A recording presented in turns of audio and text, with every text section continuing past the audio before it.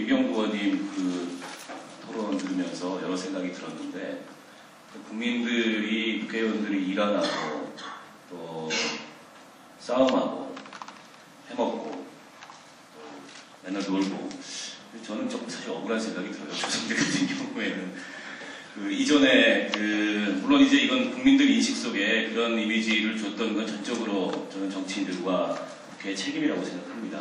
잘못된 관행들이 있었고 여전히 저는 부분적으로 남아있다고 생각하고 개혁을 해야 되는데, 국회에 제일 먼저 들어와가지고 작년 이맘때 들은 얘기가 특권이었습니다. 그 언론사별로 막 기획기사들이 나오더라고요. 국회의원 특권 200가지 이래가지고, 그때는 제가 그걸 보고 알았어요. 아, 이런 권한도 있구나, 이런 뭐 특혜도 있구나, 이런 걸 알 정도로 처음 국회에 들어와서 들은 얘기가 그거여서 한편으로는 위축도 되고 또 한편으로는 좀 과도하다 이런 거. 심지어 예전에는 국회의원 전용 엘리베이터라는 게 있었습니다. 의원회관에도 있었어요. 근데 그게 이미 폐지된 지가 오래됐거든요. 근데 여전히 그게 있는 줄 아시는 국민들이 대단히 많아요. 많이 변화하고 있고, 국회도 과거에 가졌던 그런 권위적인 요소들이 많이 없어졌음에도 불구하고 국민 인식 속에는 그런 부정적인 기억들이 남아있다는 것에 대해서 좀 더 엄격하게 국회가 스스로를 평가하고 국민이 기대한 일하는 국회, 특권을 내려놓는 국회를 만드는데 역할을 해야 되겠다, 이런 생각이 듭니다. 그 두 분 발표자들 내용 중에 적어도 지금 그 국회의원 연금이라고 불리는 헌정의 보조금 문제나 또 영리행위의 경직 문제, 그리고 이 급여 체계에 있어서의 개선, 이 세 가지에 있어서는 이 자리에 누구도 이견이 없을 것 같습니다. 의원 연금 같은 경우에 작년에 연말에 정기국회 때 또다시 한번 큰 논란이 있었는데, 제일 문제가 되는 게 지금 19대 국회의원들 중에는 아무도 이 기득권을 가져가야 된다고 생각하는 사람들이 없을 거예요. 이걸 가져갔을 경우에 국민들로부터 받는 질타나 비판이 너무 크기 때문에 스스로 이걸 받겠다 생각하는 사람들은 좀 없다고 보고요. 다만 이제 퇴직 이후에 생계곤란을 겪고 있는 전직 의원들이 계십니다. 식권 얘기도 나왔지. 이분들 어떻게 할 거냐. 근데 그분들에 대해서도 지금 월 120만 원의 그 정부 예산을 통한 지원금이라는 것은 과도합니다. 지금 기초노령연금이 얼마입니까? 8만 9천 원인가밖에 안 되잖아요.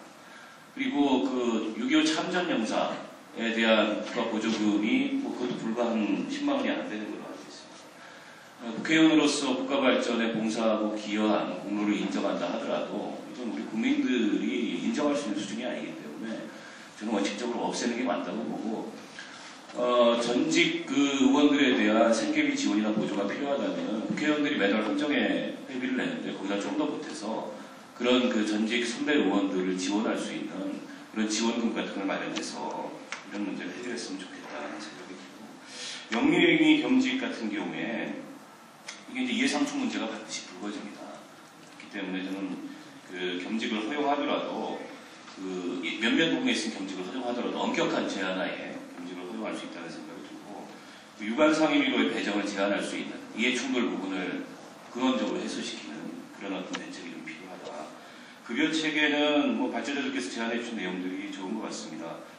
현행과 같이 여러 규정들에서 규율하고 있는 내용들을 일원화해서 좀 간결하고 명료하게 국민이 와서 알 수 있도록 체계를 만들 필요가 있다는 생각이 들고요. 더불어 곳곳에서 무슨 그 귀빈대우 이런 거 받는 거 있어요. 공항부터 시작해서. 그거 없애도 됩니다. 사실은 국내 저도 출장 때문에 지방 왔다 갔다 할 때 비행기를 가끔 이용하는 경우들이 있는데, 기차가 시간이 여의치 않거나 이런 경우에 그거 안 들려요. 바빠 죽겠는데 거기 귀빈실 들려서 갈 일이 없지 않습니까? 그렇기 때문에 그런 건 없애도 큰 문제가 없다고 생각하고, 다만 이런 류의 문제들하고 최근에 정치개혁으로 정치개혁의 일환으로 논의되는 정치개혁과 특권 축소 문제 논의와는 조금 차원이 다른 문제인 것 같아요. 무슨 말씀 드리려고 하냐면은 의원 정수 문제하고 그다음에 면책 특권 문제인데요. 이 문제는 국회의원들한테 개별적으로 주어지는 특권이 아닙니다. 이게 대의민주 제도 하에서 정당의 역할과 삼권 분립에서 입법기관의 역할이라는 측면에서 이게 접근이 돼야 되지, 개개인의 특권과 이 문제를 구분 없이 혼동해서 얘기하면 대단히 곤란하다. 아까 이제 도덕주의적 접근이라고 말씀하셨는데 그런 좀 잘못된 판단을 나올 수 있다고 생각하고요. 대의민주주의에서 정당이라는 게 뭡니까? 시민들 개개인이나 혹은 아주 작은 단위가 겪는 갈등을 공적 갈등으로 이끌어내서 힘이 큰 쪽이 일방적으로 힘이 작은 쪽을 예를 들어서 뭐 누르거나 혹은 일방적으로 이득을 취하거나 이런 것들을 조정하는 게 정당의 역할이고 정치의 역할이라고 생각합니다.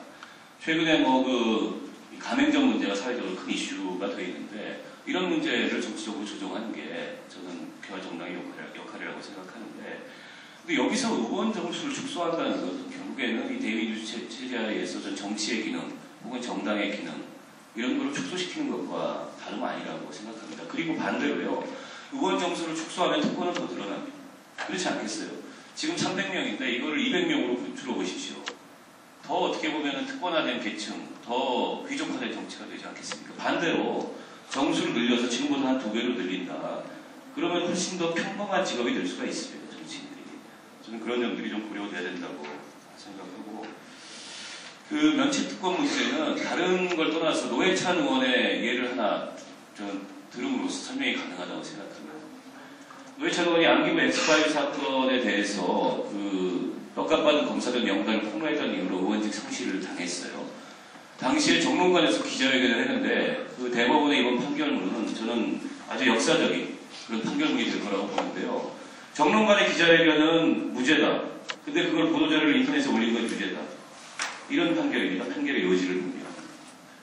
이게 말이나 되는 판결입니까? 뿐만 아니라 안기부 엑스파일의 본질이 뭡니까? 대한민국의 그 재벌 권력인 삼성과 검찰과 언론이 유착해서 그야말로 부정한 그런 결탁을 끊임없이 재생산하는 이 구조적인 문제에 대해서 폭로를 한 것인데 국회의원으로서 당연한 정치활동이고 국회의원으로서 책임이죠. 근데 그게 어떻게 의원직 상실이 될 일입니까? 근데 국회의원 면책특권을 축소하거나 없앤다면 앞으로 이런 문제는 의원들이 입도 뻥끗 못하게 되는 겁니다. 그렇지 않겠습니까? 지금은 그나마 면책특권이 있기 때문에 상임위에서 본회의장에서 권력형 비리에 대해서 과감하게 얘기할 수 있어도 법의 보호를 받기 때문에 할 수 있지만 그게 없다면 국회의 행정부에 대한 견제 기능은 물론 이 권력의 부정한 권력의 그 결탁에 대한 감시 기능이 현저히 약화되는 건데 이걸 국회의원의 특권이라고 없애야 된다, 줄여야 된다는 것은 전 대단히 그 잘못된 발상이라고 생각합니다. 물론 무분별한 타인에 대한 명예훼손 같은 것은 저는 적절하게 제한이 돼야 되고 그것도 제도적 제한 이전에 그거는 사실은 이 정치의 과정에서는 걸러지기 마련이라고 생각합니다. 무분별하게 타인의 명예를 훼손하는 그런 발언을 일삼거나 그런 행동을 일삼는 정치인이 과연 국민들로부터 제대로 된 평가를 받겠는가라는 점에서 면책특권 문제로 이런 문제를 저는 그 치환시켜서 볼 문제가 아니다고 생각을 합니다. 저는 끝으로 그런 소감이 듭니다. 최근에 정치개혁 논의가 화두가 된 것은 국민들로부터 이게 권위가 없는 거예요. 국회도 정치인도. 불필요한 권위주의는 남아있는지 모르겠지만 정작 국민들로부터의 신뢰와 권위가 없다. 그리고 국회의원이 자기 역할을 함에 있어서 보장받아야 될 권리에 대해서까지 그러다 보니까 국민들이 동의하지 않는 겁니다. 다 특권으로 보이는 거고.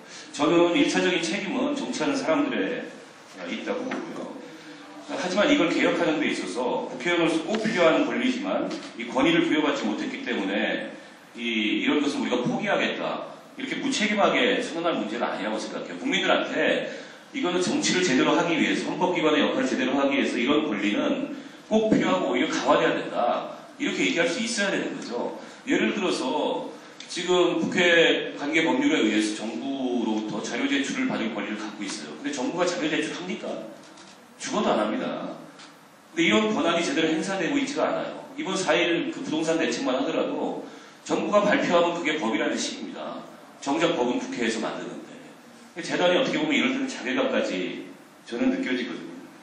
그래서 오히려 대의민주주의하에서 이 정당이나 이 선권분립 체제에서의 입법부의 존재 이유에 더 부합하는 그런 어떤 해결 방식이 나와야 되고 그런 해결 방식이 국민적으로 이 동의를 얻고 설득을 얻기 위해서라도 국민들로부터 지탄받는 불필요한 그런 특권과 그런 권위는 저는 아주 일시에 즉각적으로 내려놓는 게 좋다. 이번 4월 국회 작년에 한다고 못했어요. 작년에 그 특위까지 만들어서 했는데 그 특위에 사대안까지 나왔지만 연금 문제나 이런 거 하나도 해결 못했어요. 이런 거 더 미루지 말고 그냥 바로 하자는 겁니다. 더 이상 욕먹지 말고. 그리고 정작 국회가 국회의 권위를 지켜야 될 부분에 있어서는 오히려 국민들한테 당당히 얘기하는 그런 모습이었으면 좋겠다고 생각합니다. 이상입니다.